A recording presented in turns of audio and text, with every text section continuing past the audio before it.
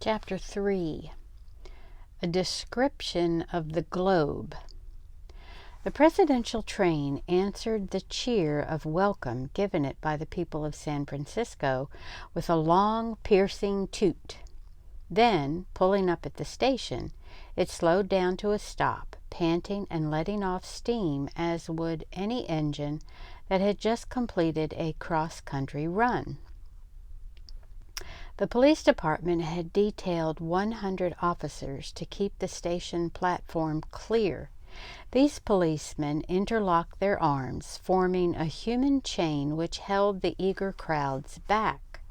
The presidential train was shorter than usual for greater speed and was made up only of an engine, coal tender, dining car, and the president's own car, with the familiar observation and speech platform at the rear.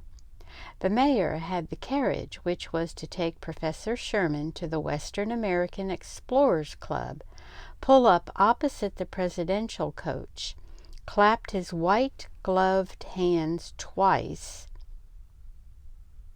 Okay, that sentence didn't make sense. The mayor had the carriage which was to take Professor Sherman to the Western American Explorers Club, pull up opposite the presidential coach, clapped his white-gloved hands twice. Okay, that just doesn't make sense to me. Anyway, clapped his white-gloved hands twice, and instantly two porters appeared with a red carpet strip, which was rolled up like a huge jelly roll. He clapped his hands again, and the red carpet was rolled across the station platform from the professor's carriage to the president's coach.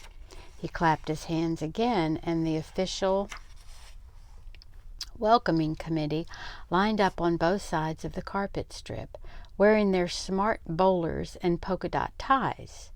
The mayor then reached in his vest pocket and took from there a small silver whistle, which he tooted once. He replaced the whistle, then followed by the chief surgeon of the San Francisco General Hospital, he walked up the red carpet into the presidential train. The whistle toot was evidently the cue to start the music by the combined fire and police department bands, for instantly lovely strains of music were heard. As Professor Sherman, looking rather haggard and worn, descended from the train onto the red-carpeted platform, with the mayor holding him up on one side and the chief surgeon holding him up on the other, a medley of 3 appropriate songs was heard, mingled with the tremendous cheers from the crowd. These 3 songs, selected by the mayor himself, were "Oh, When I Walk, I Always Walk with Billy," "Billy Boy," and "Marching Through Georgia." It was thought afterwards by many that the slim connection between that last song and Professor William Sherman was a bit far-fetched. Professor Sherman was assisted into the back seat of the carriage, and the mayor climbed in and sat beside him.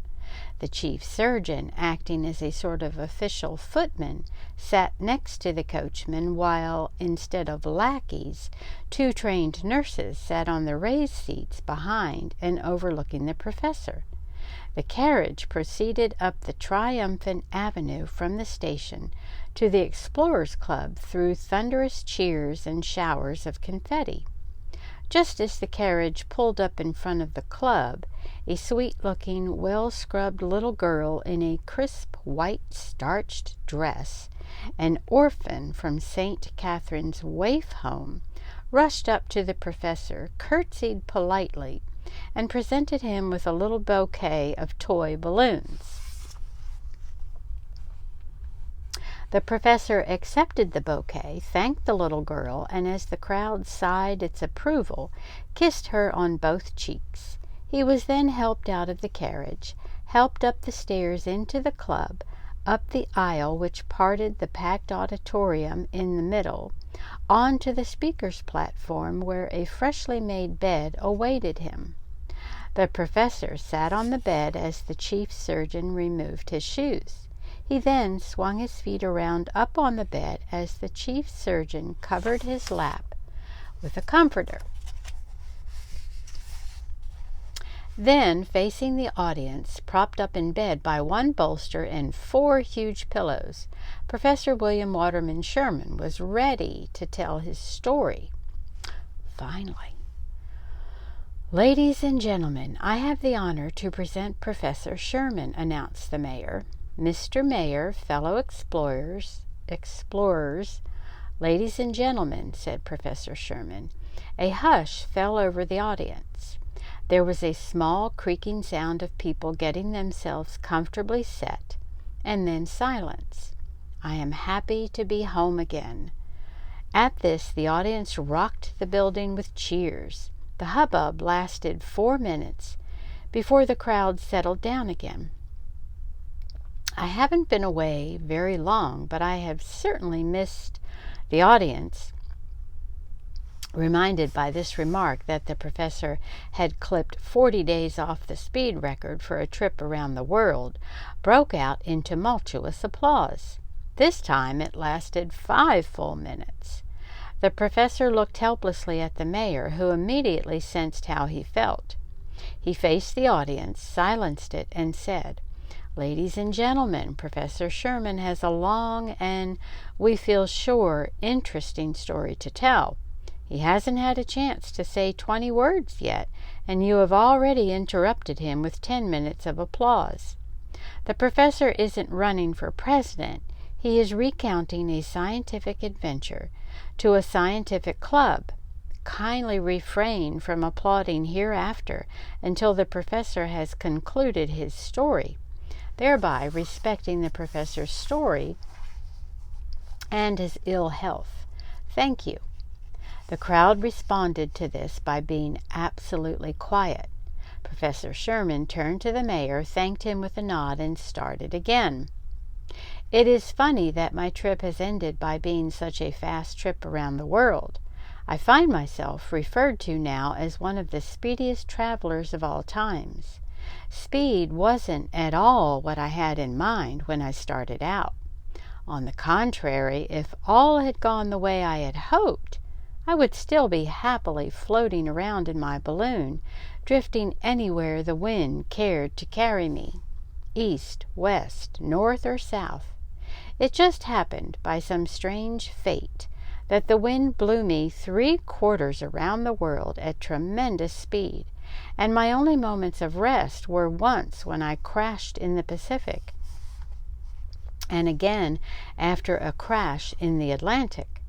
The other reason why I took this trip was that I wanted to be alone, detached from the earth, in a balloon. But this didn't work out either. My trip wasn't half over when I found myself in a balloon contraption with 80 other people, men, women, and children. For years I had cherished the idea of this trip. As you know, I was a teacher of arithmetic for 40 years. 40 years of being surrounded by a classroom of healthy, prankish students. 40 years of spitballs.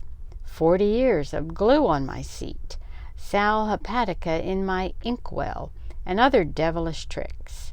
Long about the 36th year, I started yearning to be alone. I amused myself with thinking of many ways. Oops, I feel like I skipped a page. I amused myself with thinking of many ways of doing this.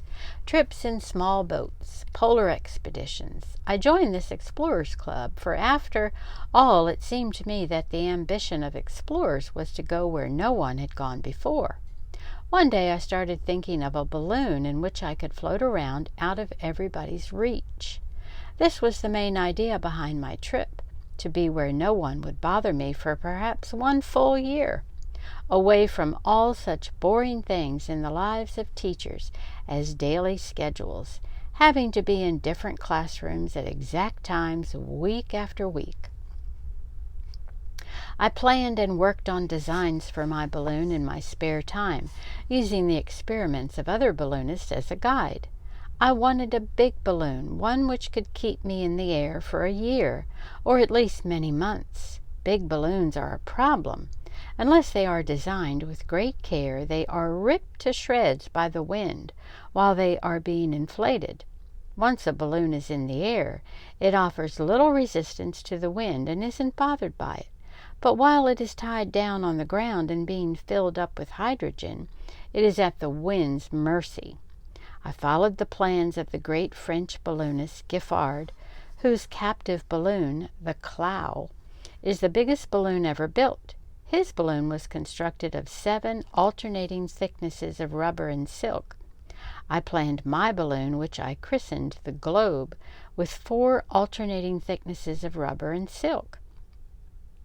My balloon was 6,000 cubic yards in size, which is just about 10 times the size of a standard balloon. The Globe was one of the biggest free balloons ever built. I wanted a big balloon for 2 reasons. First of all, as I've already said, to keep me in the air for a long time. My second reason was that I wanted a big basket to live in, and it would take a huge balloon to lift the basket I had in mind. As you know, the standard balloon basket is just a little compartment about big enough for 2 men to stand in, or 1 man to sit down in, and altogether impossible to sleep in. There is little room for provisions, and it would be impossible to live in a standard balloon basket for any length of time. This goes without saying. I looked to the work of another French balloonist named Nadar.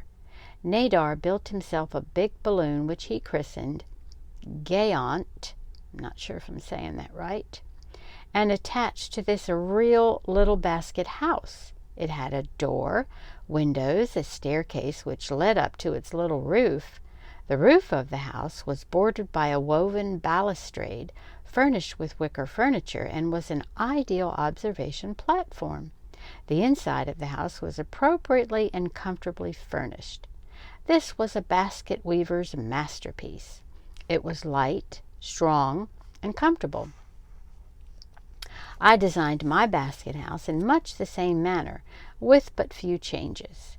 I didn't use the roof of my woven house as an observation platform, but rather as a sort of open-air attic in which to store food. For observation, there was a small porch all the way around my house with light uprights and balustrade made of bamboo. With light uprights. Not sure about that either. Anyway, this porch was quite like the deck of a ship. Nadar's balloon wasn't built, as mine was, with the idea of taking very long trips or staying in the air many months. Now here's a picture, kind of help with the explanation, because that's a lot of detail.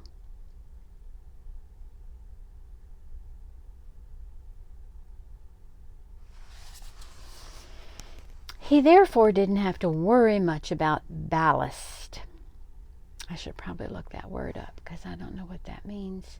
The way you take an ordinary trip in a balloon is quite simple. The balloon is tied down with several ropes while it is being filled with gas. When it is full, you give the command to cut the ropes and you fly off. The balloon will instantly leap into the air and carry you high up in the sky. The height depending on the amount of gas in the balloon and the amount of weight you're carrying. When you want to come down, you pull a rope which lets some of the gas out of the bag. If you want to climb higher, you must throw something overboard which will make the balloon lighter. Nadar carried bags of sand which he threw overboard when he wanted to gain altitude. Sand is the usual ballast used by all balloonists. I couldn't afford to use sand as ballast because in order to stay up in the air and live comfortably for a long period of time, I had to make every ounce I carried with me count. I used food for ballast. I thought this to be ideal for a long trip. With food for ballast, every time I threw a pail of garbage overboard, I would go a little higher. Thus, for every unnecessary sandbag, I could carry extra food to make my trip last longer. My balloon house was furnished with the lightest of everything. The usual mattress is too heavy and is only used at night anyway. I designed a mattress made of the same material as my balloon and filled with gas. With a sheet over it, it stayed on the floor and was most soft and comfortable. When I pulled the sheet off, it floated up to the ceiling and was thus stored out of my way in the daytime. I had chairs and a table made of balsa wood and bamboo. I had a library of paper-bound books printed in small type. My foods and liquids were chosen with the idea of saving weight. I carried a strong shark fishing rod with the hope of catching a few fish to increase my food supply. Some balloonists who recently planned ocean voyages, such as the Americans John Wise and T.C. Lowe, attached lifeboats to their balloons in case of a crash in the water. I couldn't see carrying this extra weight. I had a tailor make me 2 waterproof suits out of balloon cloth and carried a cork lifesaver. If I crashed, I figured that this type of suit would keep me dry, and the lifesaver would keep me above water. These suits were wonderful. They were light, and being both waterproof and airtight, were extremely warm. I planned to wear one and wash the other by attaching it to my shark fishing rod and dunking it in the ocean. All of my laundry was done in this manner. The rest of my clothes were simply the lighter variety of everyday menswear. The Higgins Balloon Factory took a year to build my balloon, and I must say they made a fine job of it. It was finished August 10th of this year. I had one excellent trial flight in my balloon, which I thought was enough. It was a short flight, and everything worked perfectly. The only mishap was that I broke every plate and glass in my woven house when I came down a little too fast. I corrected this by having silver plates made to replace dishes and used a silver cup instead of glasses. The plates and cup had small handles on them so that I could tie them onto my fishing rod and wash them by dunking them in the ocean. I spent 2 days in outfitting my balloon with the proper provisions. I carried a small still for making fresh water out of salt water and a medium-sized keg of quinine tonic. I was soon all set for my trip. Higgins notified the press that I had intentions of taking a long trip in a giant balloon which might easily end up in my being the first to fly across the Pacific Ocean. The newspapers carried the story, giving it about half a column on the 4th page. The public wasn't at all interested in my trip then. I think it was because Higgins told the newspapermen that my balloon wasn't quite as big as Nadar's. The public had heard of Nadar's giant balloon, and I'm sure would have been curious to see it. But mine, which was just a shade smaller, was looked upon as just a runner-up. As I sailed away August 15th at 2 o'clock in the afternoon, I was amused to see that only 4 of my closest friends were on hand to see me off. I told them I would be up for a year. Well, that's the way I had planned it then. I waved goodbye and gave the command to let her go.